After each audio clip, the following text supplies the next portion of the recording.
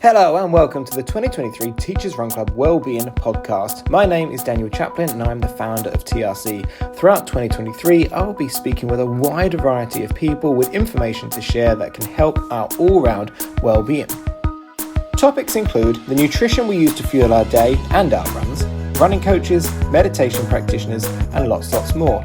In each episode, our aim is not only to improve your well-being, but also arm you with the information that you can share with your colleagues and pupils to support theirs too. Our first guest for January is long-term friend of TRC, Carole Armitage.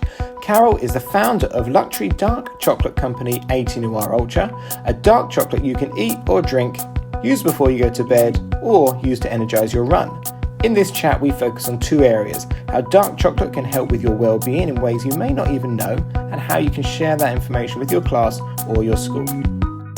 For more information on 80 Noir Ultra, you can find them on social media under 80Noir_Ultra. And to read Carole's top 8 tips for well-being, subscribe to our new newsletter that comes out at the end of each month. For now, enjoy my chat with Carole, and hopefully we can turn a few heads towards dark chocolate. This is the second time we've recorded a session, and the first time we were looking at endurance running, and we were talking about using your dark chocolate product to be able to, as a substitute for energy gels and things like that. And today we're going to try and keep it short and sweet. It's going to be about 30 minutes, and we've got two focuses. One of them is dark chocolate for our well-being and the differences between milk chocolate and dark chocolate to try and convert some people. And then secondly, we're going to be talking a little bit about how you can share that information with your pupils and with the children at your school, because it's really good for our well-being. And children and all of us are really guilty of just eating chocolate when we really want it, and we want to see if we can try and switch that up from a younger age and introduce them to those benefits really early on. So here we go. So my first question to you, Carole, is what are some of the main differences between milk chocolate and dark chocolate? Maybe things people wouldn't know. The main difference is sugar quantity, mainly. Dark chocolate has a lot less sugar in than milk chocolate. Milk chocolate contains milk, and it also contains a lot of other additional additives, xanthium gum and all sorts. There's a lot more ingredients within a milk chocolate, and the benefits they're there because you've got cacao in there, but the percentage of cacao is so much lower. So the percentage, you're not getting any of the benefits because everything else is being sucked out of it, if you see what I mean. So You've got your milk, your skimmed milk powder to sort of create the sort of consistency that you're needing, the excess in sugar. And unfortunately, that just takes away all the benefits of ever trying it. And it is, for me, I'm biased, but I just find it sickly sweet as well. It is. It's easy to just eat a lot of quickly and then suddenly really instantly regret it. But that's where the sugar comes from, because usually, and the one thing that you'll find is quite a lot of the sort of very mainstream milk chocolates aren't particularly well tempered either, so they don't get that snap. You just get like a soft, chewy flavour, which you're so programmed to think, oh, I'll just have that, and then 100 grams goes because your brain's triggered by all the sugar that's going on. Oh, I need more, I need more, I need more. And then you have that guilt factor at the end of it all, and you're just like, oh, I shouldn't have done that. I now need to run 5 miles to feel better about myself. And then you're perpetuating this ever-consisting wheel of chocolate bad, guilt type thing. Yeah, and that's the last thing we want, is to start using exercise to counteract what we've eaten. We want to try and get that nice balance between the two. Exactly. So we're talking a little bit about well-being, and in our upcoming, or depending on when you're listening to this, we have our subscribers newsletter, which is starting in January 2023, and Carole has shared her top 8 well-being tips that you can get from dark chocolate. But do you think you could share 2 or 3 of those with us now? Maybe the couple you think maybe are the most important or the most unlikely? I think the most unlikely is the fact that it does really help reduce depression and reduce anxiety and calms the nerves, which I know that a lot of people always call it the love drug, so they know that it increases happiness and serotonin levels and dopamine, so it makes you feel better. Mm-hmm. But the fact that it does have that opposing factor, which is it does actually help calm you down. It helps that it lowers your cortisol levels, that fight or flight motion where you get anxious and you can start worrying, it does start to reduce that, and it has been proven to reduce depression fourfold. Dark chocolate, this is not, milk chocolate. And I think that's one of the most important things, is that if you get really good quality chocolate, dark chocolate, then it will help reduce, sort of work on your mental health and be part of your arsenal. So if you're wanting something and, quick and easy, and you're feeling slightly unnerved, then grab a small bar. Yeah, that was going to be, my question was going to be, is there like a quantity? Are we talking, if you're having a small portion daily, that's going to help your mental health in that sense? Or is it almost like an instant relief? No, so basically there's been lots of trials that have taken place, and they've recommend between 20 to 40 grams of dark chocolate every day will consistently help reduce levels of depression, anxiety, and calm stress levels. So it is something that you can have on a day-to-day basis, and that's what we've tried to do with 18 Hour Ultra, is try and give you that daily dose. So all of our products are ranging from 13.5 grams to 40 grams, so you're not over exceeding that amount. And even your drinks, yes, you make it to taste, but you tend to only have 20 grams. So you are giving yourself the maximum amount of benefits and the lowest amount of nonsense put in there. I like the shot bars, and when I was using them before, I used them instead of my espresso in the morning, the smaller drinks.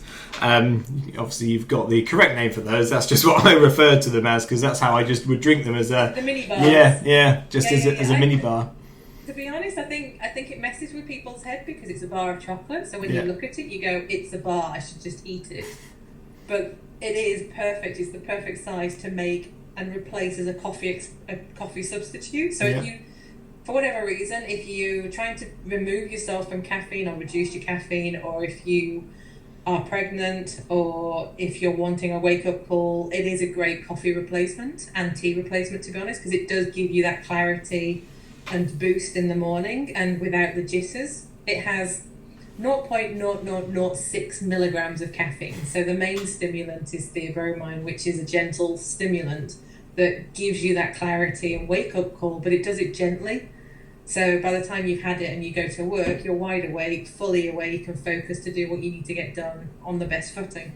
Oh, that's brilliant, because me, like so many teachers and cyclists, I'm a massive coffee addict, and I never used to be either, and now I feel like I've suddenly found myself, if I've not had one, I'll get a headache.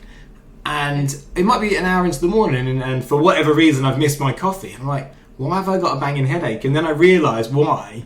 And I think, that can't be good, can it? The fact that my body is becoming semi-reliant on caffeine is not great. But when I did use the small mini bars as a substitute for that, I don't think I actually had that, because maybe my brain was just thinking, oh yeah, you're having your espresso. It just happens to be dark chocolate today.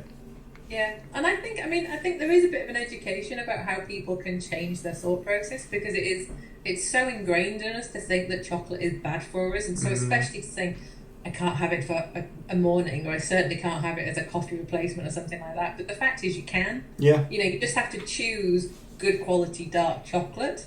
And I know that the irony is, people will quite easily have a really bitter coffee, but the struggle is to have a bitter dark chocolate.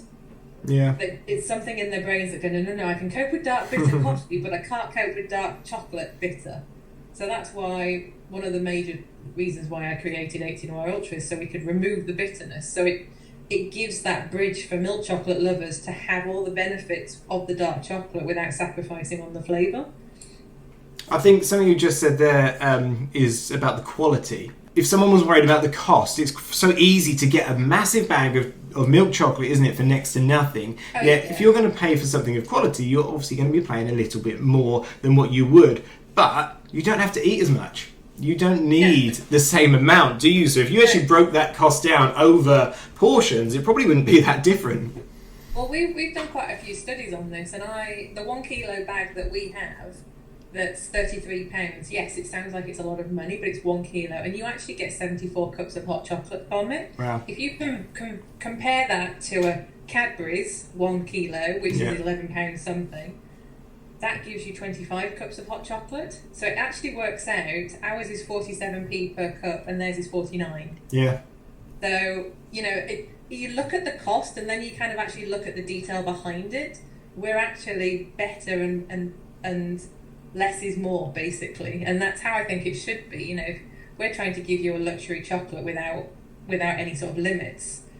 And yes, you are going to be paying more for it, but you are getting more of it and more of the benefits. So it kind of weighs itself out on a base balance, really. I do think people are starting to look at cost of things differently as well now, in terms of spreading that cost, being able to, pay for something over 3 months, or subscribe to a platform where you are sent a product, monthly. I do think people are changing their mindset around that. So there's no reason why that can't change in terms of your chocolate consumption.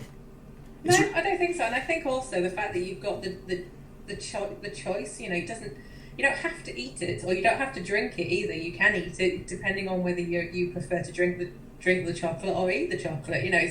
There's no set way to do it, so you can pick and choose what you want to do. So if you wanted to have it on a monthly basis, you can go, okay, well, I'll have X amount for my hot chocolate, and then I'll take my training bars, or I'll take my mini bars, and I'll just eat those for when I need a snack or a pick-me-up type thing. Yeah, no, fantastic. I like the versatility of it. The fact that you can have a drink in the evening before you go to bed as a relaxant, but then there's also a bar that you take out, like I had mine on my marathon training for 12 miles the other day, and be able to break into that. Okay, so have you got one more for us? One more out of those 8? The other one, let me see. I would say that it is the equivalent as a beetroot juice. So the way that it increases the body's production of nitric oxide. Right. So a lot of people really love their beetroot juice, especially when they're doing marathon training or training in general. And I think there's a rule, with beetroot juice, that you're supposed to, the first 5 days before the training, you start with the beetroot juice to try and increase the nitric oxide and sort of prepare your body. Well, our chocolate will do exactly the same, if not better. So you end up working harder for longer. And the fact that dark chocolate has these properties, so it basically opens up your blood vessels, so it pumps blood and oxygen faster around your body. So effectively, you are doing less, but going further. More for less. Better than beetroot juice. But do you know what? I love that, because I don't like beetroot juice at all. I bought one pack of this beetroot juice for running, and out of this pack of 8 or 10 bottles, I think I managed about half of one because it just was not for me. But I do know it's raved about. Okay, that's really, really interesting. It's nice to know that it's great to know the amount of different things that it does give you. It's not just a bar of chocolate. No, and I think it's nice to know that you've got options. So if you are, looking at beetroot juice or something like that, you know that you can have a chocolate drink, and providing you make the right choice, and that's the big, glaring thing here is making the right choice of what kind of chocolate that you're going to eat. If you're going to have a chocolate drink that's made of milk chocolate or white chocolate, then no, it's not going to give you the same benefits at all. But dark chocolate, yes. Just make sure that when you look at the ingredients, the first ingredients is not sugar. That's one of the main things that I would say. But you make it into a drink, and I think that's the same where sort of when you're talking about with kids as well. And I've spoken to quite a few people who are sort of Team GB and things like that, and they've all said that they have dark chocolate mixed with milk. Right. They don't buy the off-the-shelf protein drink or anything like that. They physically just make their own dark chocolate with milk, and it does exactly the same thing. You've got your carbs, you've got your protein, so it gives you that recovery drink at much less than the price of something that you would buy from the shop, which has all the extra bits in as well. Yeah, there is, and often you don't know what is in it because you're not taking the time to read all of the ingredients and the labels and so on. My next question is about time of day. I know you've got different types of chocolate for different times of day, but is there do you think there is a time of day where it works the best? Is it best in the morning? Is it best before you go to bed? Or is it really just choice and personal preference? I think it's choice of personal preference, because I know a lot of people really like it. For me, my personal preference is in the morning, because I like it just plain with hot water, and I like it as a wake-up call. So for me, it is a coffee replacement. I also like it as a mid-afternoon boost, but I know a lot of people do find it really therapeutic and calming just before they go to sleep. So I'd say an hour before they go to bed. It's a great way to start relaxing the body and get you back into that process of calming down and almost having your sort of bedtime routine. It's part of that naturally to just bring you into slumber, because it does then increase your melatonin levels, which then obviously activates sleep. I agree with that, and what I also like is the routine of it, because you're not just grabbing chocolate powder out of the cupboard and pouring boiling water in and it's made. You know, you are. For me, I was boiling the oat milk on the hob, measuring out the beads, mixing it up, and it was almost like a process. And often, me and my wife were in the kitchen together, you're making it, you got your drinks, then you go down, you relax for an hour. And it's a really nice way to kind of set yourself up for the evening. Yeah, no, it's quite meditative, and I think that's where it's not just about the chocolate. You know, if you buy, I always say, if you have one of those bags, put your head in it first, because it's the smell of the chocolate will then start to activate all your muscles and sort of muscle memory and thought processes, because the aroma then starts to automatically relax your nervous system anyway. So before you've even drunk it, you already know that you're going to start winding down, so your body is already helping you in that process. And then when you're doing it, if you're doing it on the hob, or it is quite meditative, so you are giving yourself that moment of calm, and it's all positive steps in how to really, really help your mind and body and improve your well-being. Yeah, just that kind of routine of your shutting down for the evening almost. Yeah. When this was on my question list, but when I made these drinks myself, twice now I've made the error of taking the whisk, putting it straight into the espresso cup, and sending my hot chocolate flying across the worktop. You must have seen loads of these videos. Is there any ones that stand out of people that have just made a massive mess? There was one from someone, I won't name but she did put it on Instagram, to be honest, and it was literally like carnage. I don't know what she'd done, but somehow she'd boiled a pan and she'd made it this way, and I think she'd obviously got the handle of the whisk the wrong way around, and it looked like a weird death scene, because it was all on the walls and on the top of it, and she was like, yeah, that was supposed to be in the cup, but no, clearly not. And it's just, I think sometimes you get a little bit too over enthusiastic about where to put the whisk, and if you don't put it into the milk or the water or whatever, it can really make a bit of a mess. Just takes off up the side of the cup and up the wall. You're like a little whirlwind. Yeah. Yeah. Oh dear. It adds an element of fun to the process of making hot chocolate. It really does. It makes it entertaining. I've had to. It's funny how often I've had to train people, well, not train them, but show them how to actually hold it and where to put it for the best outcome. So yeah, it's funny. Oh dear, right, I've got one final question for the adults, if you like, and that is, Teachers Run Club has a wide variety of runners of all shapes, sizes, ages, abilities, distances. Is there a particular distance that you found that where the chocolate becomes has more of an impact, like for a marathon or an ultra marathon runner, as opposed to someone who's using it maybe for 100-meter sprinting? So I would say anybody doing anything around 5k upwards, I think the first thing that I would always recommend is to have a chocolate shot at least half an hour before you do exercise, because it's a great way to really get your body activated and start moving forward. And it does help really metabolize and get your sort of muscles warmed up.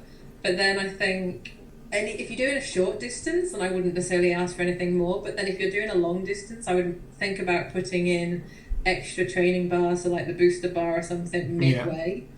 Yeah. I know that there's several ultra runners who do it I think they actually don't need that much. That's the good thing about the training bars, because the sugar levels maintain your energy. Because if you use a gel, it's like they're saying every 20 minutes. I'm like, God, I wouldn't want to be taking a gel every 20 minutes anyway. And I think that's the main issue, isn't it? When you have the gels, you end up getting, if you have that major sugar spike, you do a quick sprint, and then you suddenly lose your energy levels, and so you're trying to replace it as quickly as possible, at the same time getting stickier and stickier and like licking your hands by the end of it all. And I think the good thing about either using training bars or having a flask of the drink, because quite often I would just take it with me and just drink it, whether it's hot or cold. And just sipping at it just maintains your energy levels. You don't need to have a ridiculous amount of fuel to be keeping you going. That's the good thing about it. I think the fact is you don't need a lot. So even if you're doing a 20 miler, you wouldn't need probably more than 2 or 3 bars. No. No, I like the fact that you're saying no matter what you're doing, something beforehand is always going to be beneficial. Yeah. And then it is about the longer you're going, the more you're going to use, but still in smaller quantities. Yeah, but just test it out, to be honest, because quite often I know lots of people that have done like half a marathon and they've just done it on 1 bar because they've just been eating the bar slowly throughout, because you don't stuff it down your face all in one go. You just do it gradually. Yeah. And the good thing is they don't melt in the back pocket, so it's not like you suddenly ended up using it as a gel at the end of it all. They do stay solid. I personally, I prefer drinking it than I do eating it, but that's just my personal preference. So it's entirely up to you. But I would always recommend testing it out. You know, so I wouldn't certainly say, okay, you're doing a marathon tomorrow. Just go for it. You know, you do need to test it out, like all nutritional projects. You need Number to see one what rule. they do. But I would say the definite one major thing to always consider is to have the hot chocolate shot 30 minutes, 40 minutes before any exercise that you do, because that will then set you up completely on the best footing going.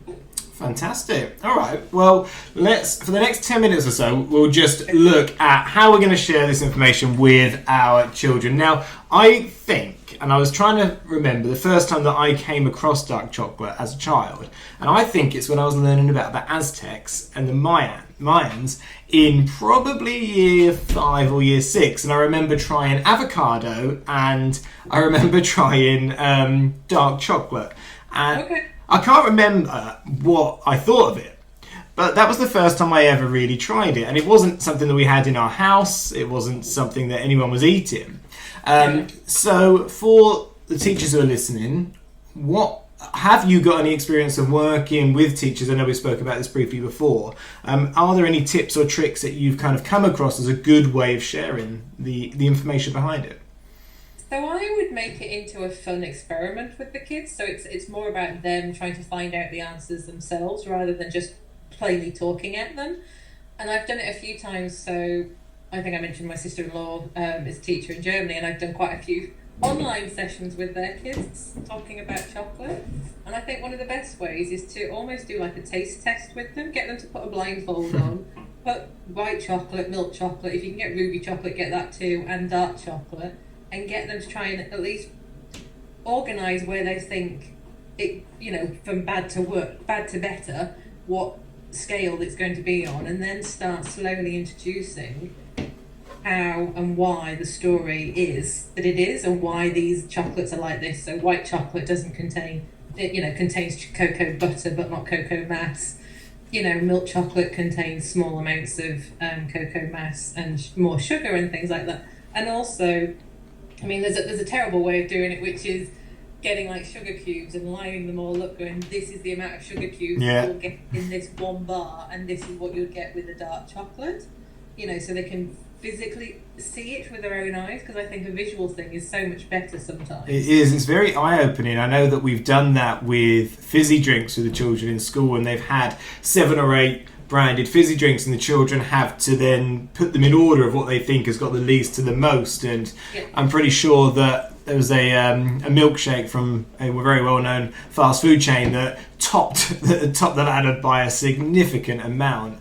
And it was the same with takeaways, and people thought that Subway was the best for them because of the lettuce and the salad and so on, yet that was actually the worst beyond all the others in terms of sugar content. Yeah, that's really interesting.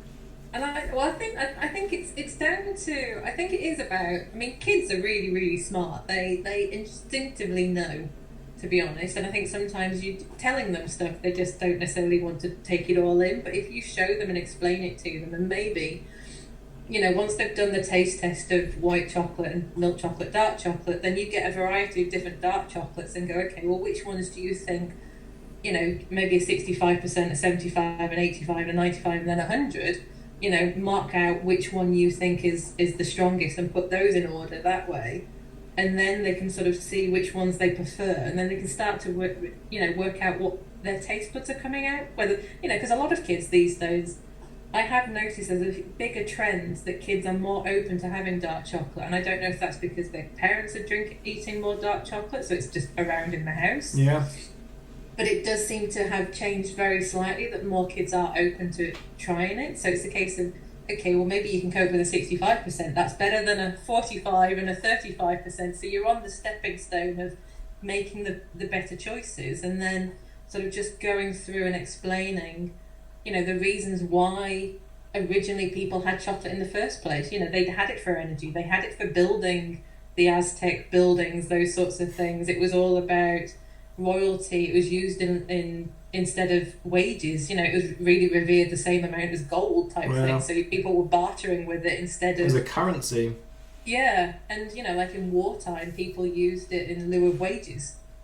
So they would much prefer to have a hot chocolate because the energy, and they needed to recover. And explorers are the same. Every explorer that went to the Antarctic and whatnot had hot chocolate in their arsenal, because that would be their drink of preference every evening to sort of start repairing their body so they could be ready for the next day. I think that's a really nice way of actually teaching it, when you're looking at this is what the explorers have done, and you're kind of going through the motions of what these well-known or even lesser-known explorers and adventurers have used, and going and stepping into their shoes.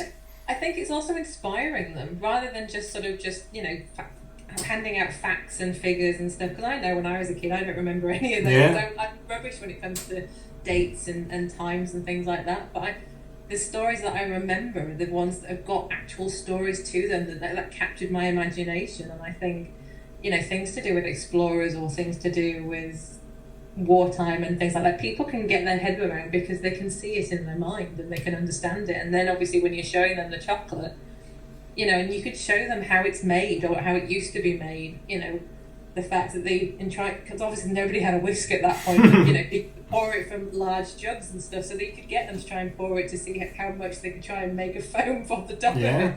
It's that interaction that I think would really work with kids. That's perfect, and it is for me. I'm a PE teacher. Everything I do is practical, and that's how I learn. And if I'm spending any time in the classroom, it's doing practical things and getting messy and learning by doing, and the smelling and the tasting, they're all things that are going to add to your ability to be able to remember what it is that you're actually learning.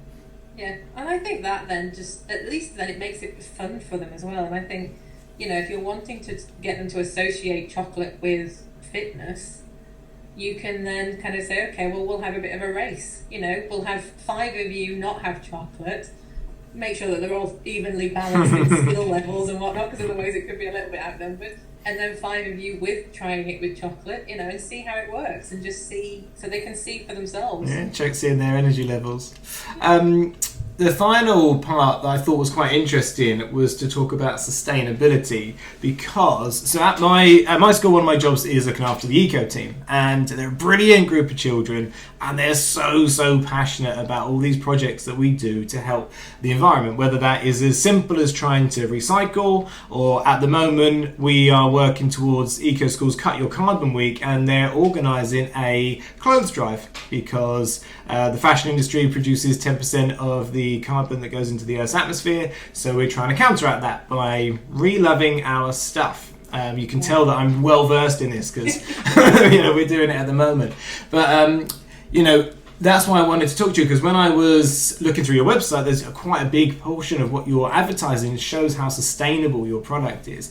And I thought that linked really well with eco schools, and sort of global citizenship is one of the topics that they talk about.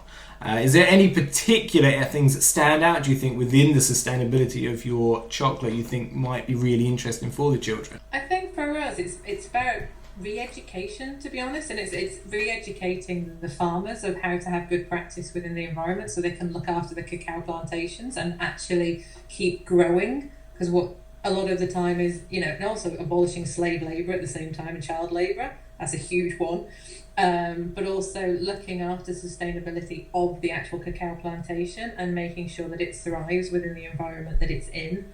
And giving us that transparency from cacao pod to source to delivery type thing, and that's where we're aiming for, is the full transition, so you can see the whole level of where everything is. So that bar of chocolate, we haven't got there just yet, but we are working on it, where you can actually go, okay, well, this bar of chocolate, it originated from here. You know the conditions, you know the type of chocolate it's come from, you know the plantation, the codes, this is how it was looked after, this is where it was stored, this is how it's moved on, and seeing the whole process from start to finish.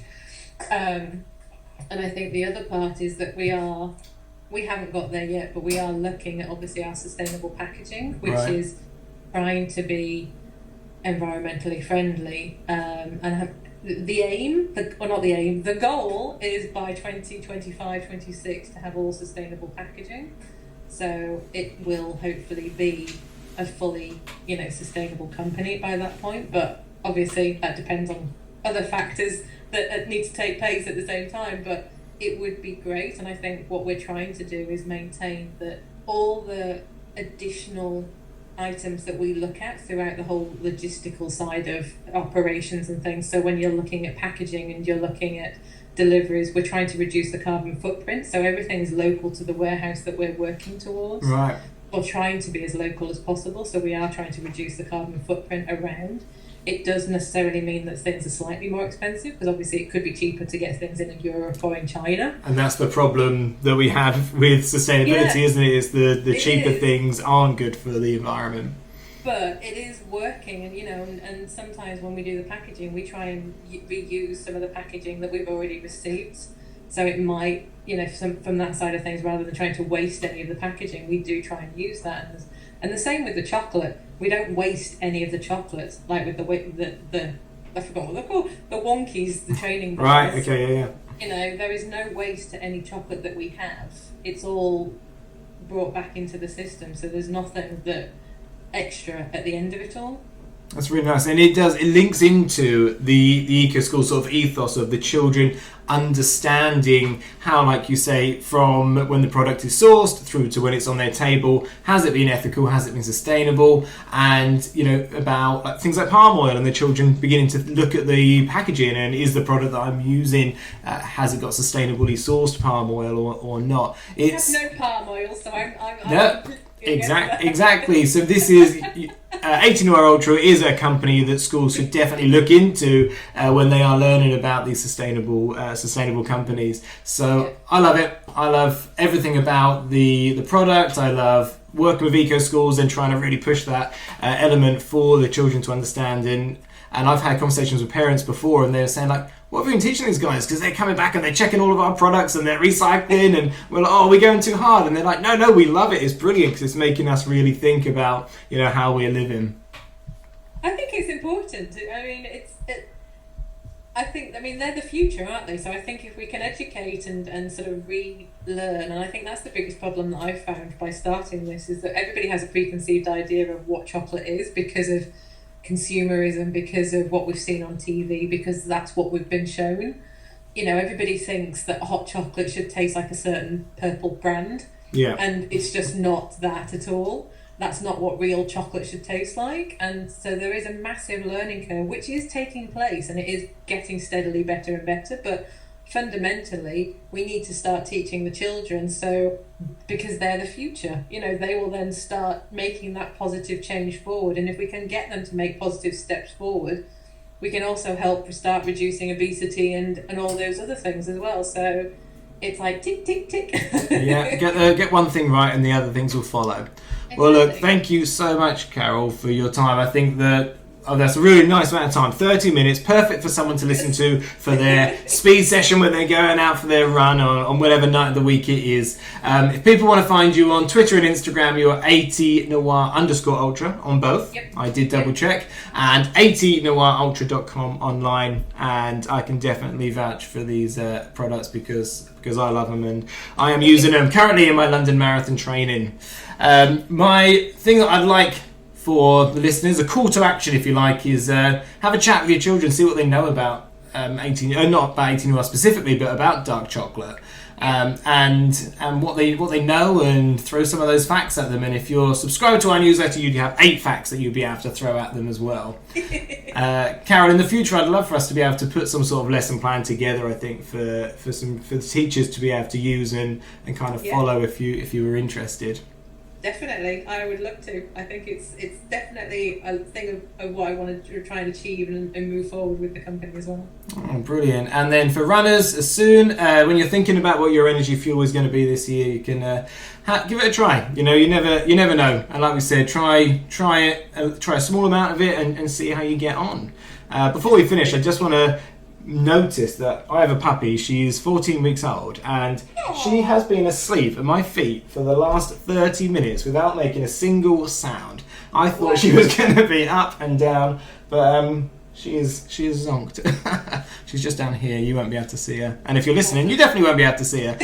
But we will end there. So Carole, thank you very much again, and thank you everyone for listening. And over the next few months, we'll be having these different conversations with lots of different industry, wellbeing, running, education professionals to hopefully share as much information as we can. So thank you for listening. Catch you again soon.